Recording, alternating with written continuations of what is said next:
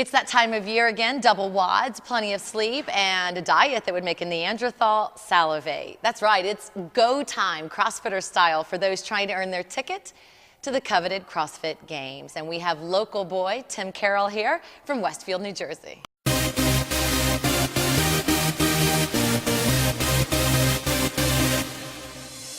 Scares me a bit when I know I'm pushing the limit. I kind of try to turn off the governor and just go. Going overhead, just the shoulder strength is something that I excel at.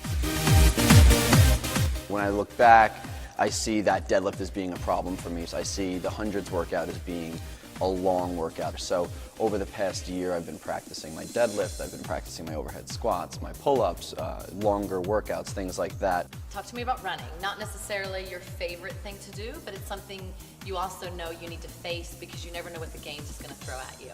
I can do everything inside, but you throw in a couple of 800-meter runs and it kind of falls apart for me. So over the past year, I've been doing some hill sprints, some longer runs at the end of workouts. Your biggest supporter, who does that bring to mind?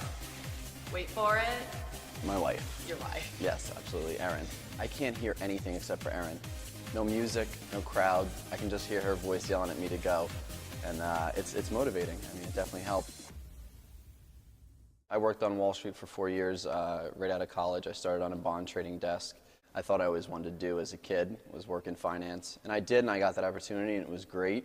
But then entered CrossFit.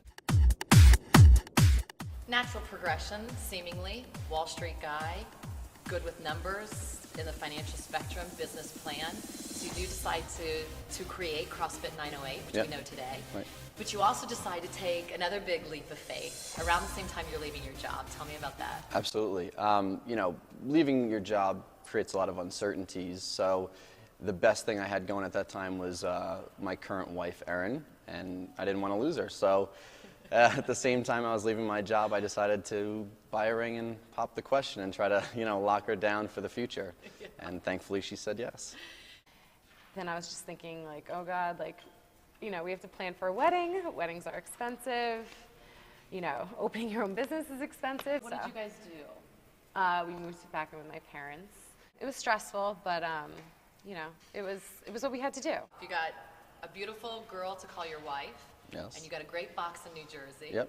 And now the last on the checklist really is, right? Make it to the Games. Yes, absolutely. Hopefully, right? That's Yes. what I'm working all year for. To take it that further step and actually get to the Games would justify a lot of the things that I question on a daily basis, like leaving a job with, secure income and things like that.